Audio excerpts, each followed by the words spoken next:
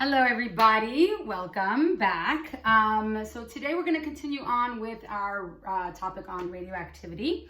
Last time where we ended off was we were talking about how each individual element on the periodic table does have a number down here. I think we were talking about carbon last time and we were saying it's 12.01 AMUs, and we said that this is the atomic mass.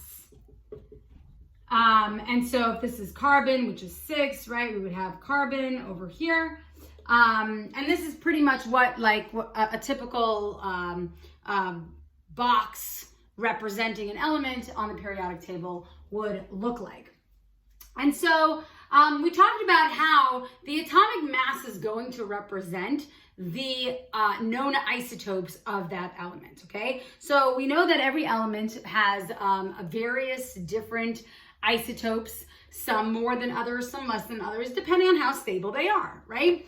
And so, so we have to account for each of the atomic weights of those isotopes, right? Because what do we know about atomic mass? The atomic mass is the sum of the number of protons and neutrons in that atom. So if I simply had carbon, having 6 protons, 4, 5, 6, right? And then 6 neutrons, 1, 2, 3, 4, 5, 6, right?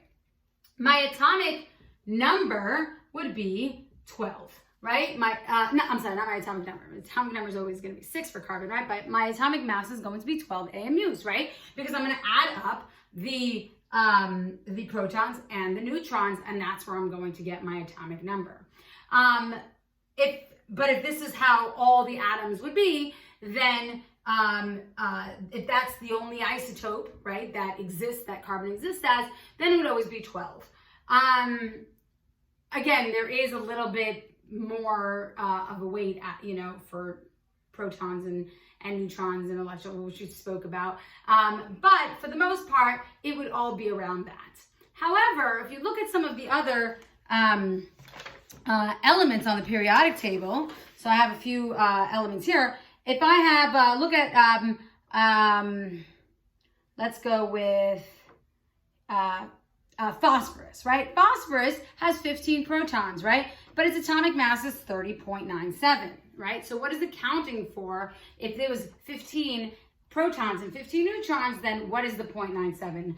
What is causing it to be that number? If you go to, and when we're dealing with these smaller isotopes, elements, the numbers are going to be very close to what is the most stable, because these smaller elements tend to be more stable anyway. They don't really have various different isotopes. But if you go to, let me see, let's go to 35, for instance, right? 35, right? You would think, okay, 35 protons, 35 neutrons, you would have an atomic mass of 70. But if you look at number 35, it's 79.904, right? So there's going to be, we know that it's not going to be an equal number of neutrons to an equal number of protons.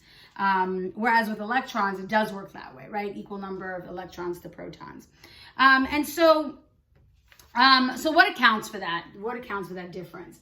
So today we're going to talk about how scientists have come up with this atomic mass, what this atomic mass that we see on the periodic table, what it actually represents. And I don't know if I mentioned it in the previous video, but what it does represent, when we talk about atomic mass, the atomic mass on the periodic table represents the average of all isotopes. So the average of all isotopes are going to be represented in the atomic mass that is stated on the periodic table.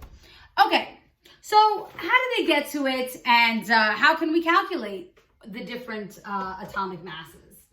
So I keep waiting to erase, but I don't have to, because you can pause the video. All right.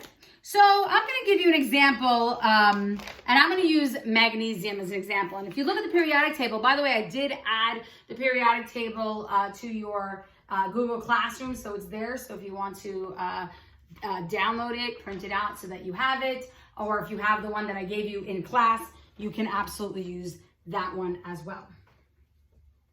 So when we talk about so all natural isotopes, all isotopes that exist in nature, and all isotopes are going to have different masses because they have a different number of neutrons. And so we need to represent that, okay? So let's talk about magnesium.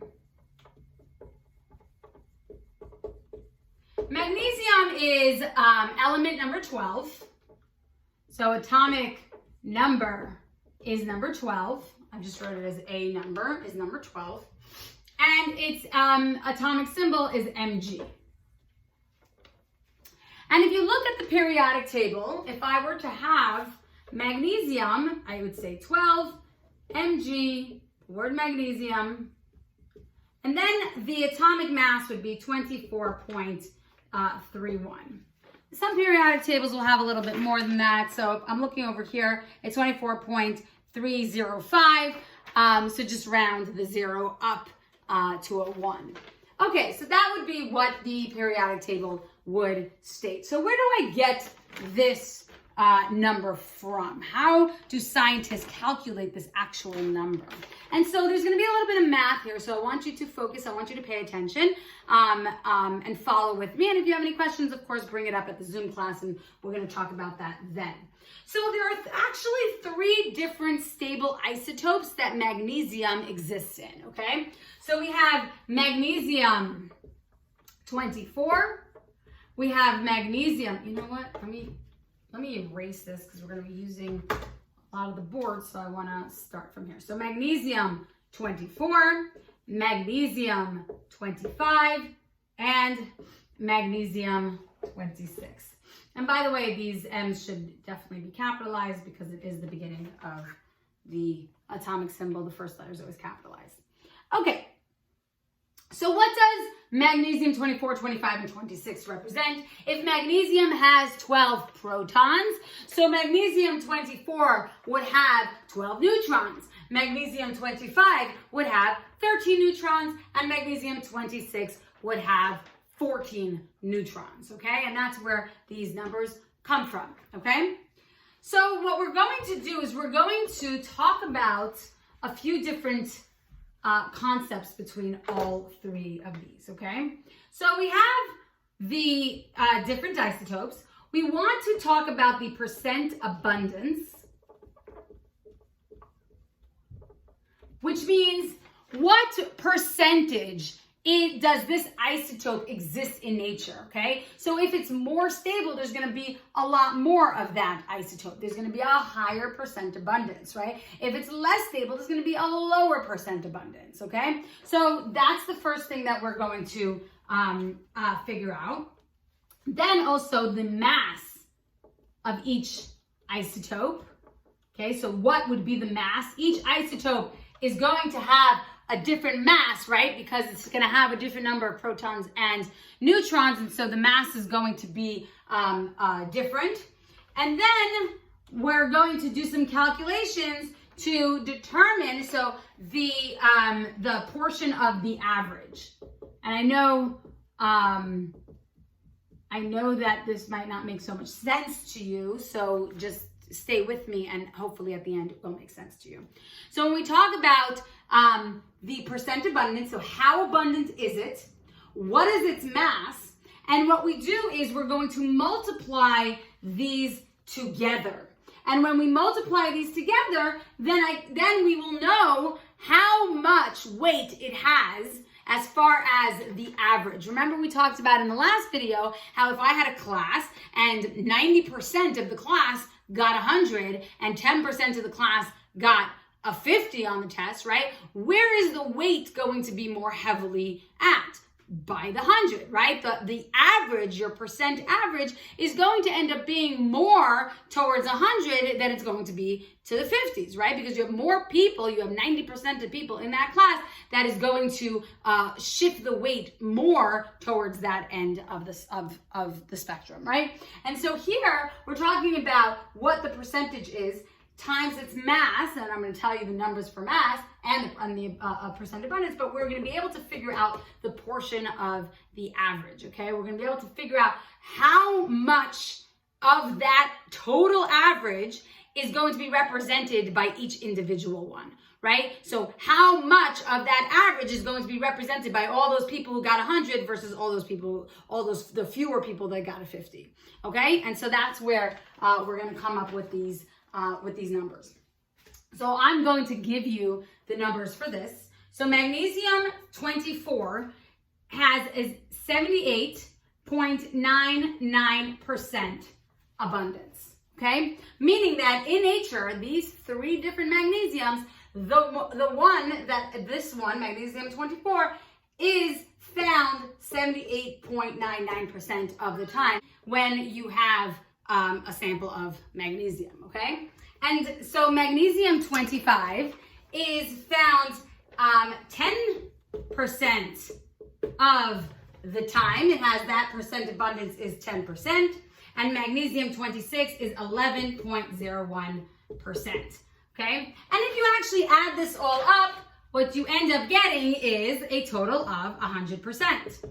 Right? So if I were to take all 100% of magnesium that exists in this universe, right? 78.99% are going to be magnesium 24, which means that there's 12 protons, 12 neutrons. 10% of all of the magnesium is going to have 12 protons, 13 neutrons, and 11.01% is going to have 12 protons, 14 neutrons, okay? And so all that is going to add up to your total of 100%. So what did scientists do? Scientists figured out what is the mass of each of these different isotopes.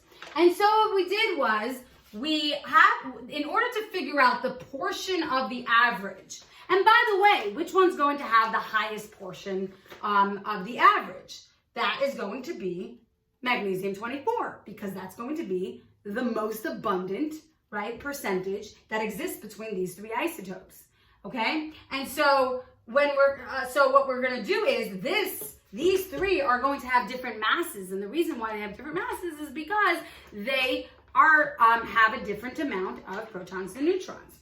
So they found that they were actually weighing each individual isotope. They found that the mass of magnesium 24 is 23.985, interestingly. And you would think, like, why is that? Is there less? It seems like we're actually losing. I mean, it's only like 0.01%. But it seems like we're losing some mass. And it's an interesting concept that Einstein actually figured out, that mass and energy are actually interchangeable. And so in that atom, we're actually losing some mass to the energy. And we're going to talk about that when we discuss the destabilization of an atom and when they break apart, right? When they actually become radioactive, what are they losing? And we're gonna talk about that later on. They found that the mass of magnesium 25 is 24.985. The mass of magnesium 26 they found is 24.9825. Okay? And so if you were to take this number and multiply these numbers by each other, okay, so if the percent abundance, 78.99%, multiplied by 23.985, and then 10% multiplied by 24.985, and then 11.01 multiplied by 25.985, the numbers that you would end up getting in your percentage of the portion of average for the mass, okay, would be 18.94576 269. So that's 18.94576.269. By the way, you can do the math if you want on a calculator at home. You're welcome to do it. I've already done the math, so I'm just going to give you the numbers. And then we're going to take these two, multiply it, and we're going to end up with 2.498536692. Let me just go over it. 2.498583692. And then this one down here would be 2.860683.481. That's 2.860683.481. And by the way, you'll notice that this number and this number are very close to each other, but you'll notice that over here they're only off by pretty much 1%, right? So these numbers should be really close, whereas this number is really far off from these two numbers, right? So, but if you notice that over here in the percentage, right, it makes up close to 79%. And so we're dealing, right, with a much larger number here because your portion of your average is going to be much larger. And so when we're talking about the total mass, right, what is the total mass going to be for this in our total, right, of all known isotopes, in our complete average? This one's going to have more weight in there, okay? And so what we're going to do, once we have all of these numbers, what we're going to be doing is now we're going to add up this last column. So this number plus this number is going to, this number plus this number plus this number, we're going to get a number down here. And if you add them all up, you'll find that it comes up to 24.305. And if you look at your periodic table, magnesium, 24.305, right? That is, or the number that I had up here is 24.31. So if I were to just give you that number, I would just round up the 0 to a 1. And here I have my average atomic mass for all the natural isotopes that occur for magnesium, okay? And so when we put that number into the periodic table, the way we get this number is because we are taking each of these individual isotopes and we're figuring out the portion of the average for that isotope, and that's how we're able to determine what that number is. And that's the number that gets represented on the periodic table. All right, so this is where we're going to end today, and your assignment is going to be posted in Google Classroom. And if you have any questions, I will see you on our Zoom meeting. Have a great day.